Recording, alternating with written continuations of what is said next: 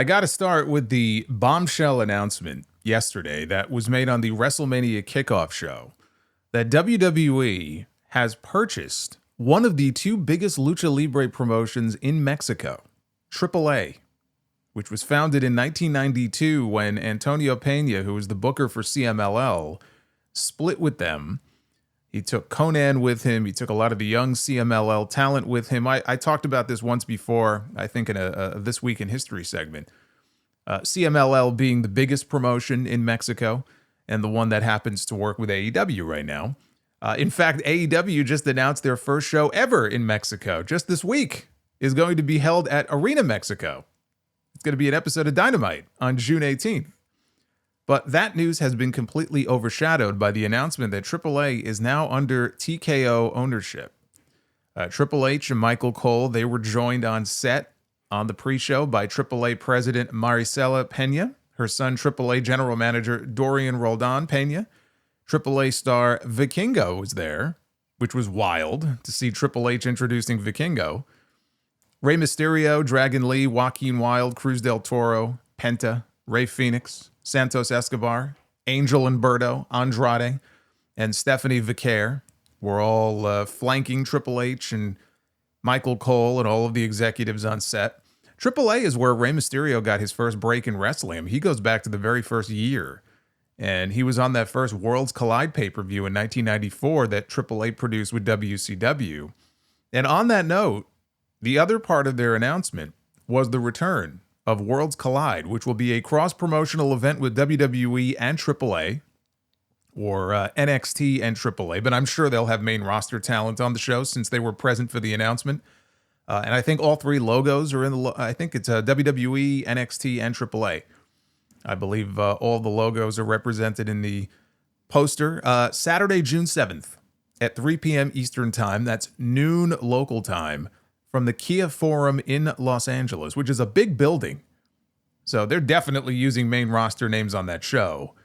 They shot an angle last night at WrestleMania to set up Vikingo against El Grande Americano if they want to do it. Not saying they will, but they certainly did something on the show last night that would be very easy to put that match together if they wanted to do so. I'm guessing a 3 p.m. start time, which is noon local time, because June 7th has been rumored as the date for Money in the Bank, also in Los Angeles, which makes more sense now. We have no details beyond that. As I sit here right now, we do not know anything as far as what kind of money is involved. We don't know how they intend to run the promotion going forward, how much influence they're going to have over creative. If they're going to be cutting people. You know, Alberto Del Rio works for AAA, even though he got suspended recently for 6 months. I think it was only in Tijuana. But he was suspended for getting into a fight in the crowd at a show. So Del Dipshit still doing Del Dipshit things. You know, what does that mean for his future there? I don't know. I believe Marty Scurll still works for AAA. We don't know. The answer is we don't know right now.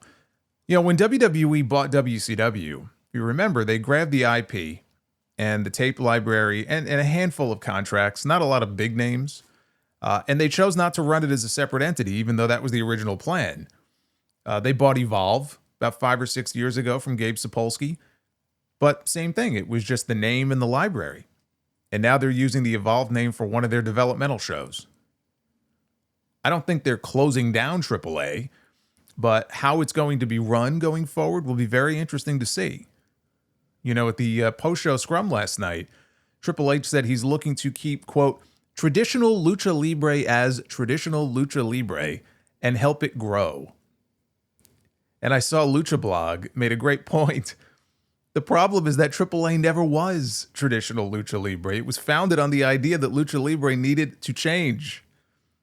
And it's like they're trying to say the right things, but they seem to know very little about what they're actually talking about.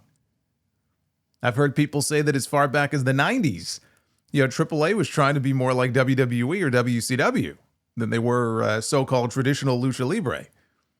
They do a lot of wacky stuff. So if you're a fan of the current AAA product, and I don't know how many people are anymore because AAA has not been doing great. I mean, they're not CMLL. CMLL is the top lucha promotion certainly in that country, if not the world. Yeah, there's been talk of money issues with AAA issues with Conan's booking. They sound like a company that's been looking to make a deal for a while. And what it does is it gives WWE a huge presence now in a market that they did not traditionally have a big presence in. This is part of their global expansion. I've talked about this before. Remember that map that Triple H showed at some conference? I don't remember what the event was, but there was this giant map many years ago with all the different places they wanted to expand NXT. It was their plans for a global territory system. It was their plan for world domination. This was 2018. It was a couple years before Triple H had his heart issue. NXT Europe, which never got off the ground. But this is what the vision was. And now they have a pipeline to a ton of lucha talent, which gives them a competitive advantage over everybody else. Just like the WWE ID program gives them a competitive advantage when it comes to recruiting indie talent, right? They've got first dibs now early on the people they might want to bring in. Trust me, this has more to do with benefiting WWE than it does benefiting Lucha Libre. Okay, if you think they give a shit about traditional Lucha Libre, you've got a lot to learn. But what it also does is it puts WWE now in direct competition with CMLL, which is the oldest promotion in the world. This is basically a declaration of war on CMLL. AAA and CMLL, they already didn't get along, but this takes it to a whole new level. And it makes more sense now why CMLL would want to partner with AEW. But this is only just the beginning. We're going to see more of this as the months and years go on. They're going to go from partnership mode to acquisition mode when it suits their needs. So right now they have a multi-year partnership with TNA. And I think that works for them. I really don't see the need for them to acquire TNA right now, but it could be a precursor to them doing just that at some point. Same with Pro Wrestling Noah in Japan. Right? They have a partnership with them. AEW has the partnership with New Japan. AEW has worked with Stardom. So WWE goes and works with Marigold. It's all very interesting, isn't it? That's not a coincidence.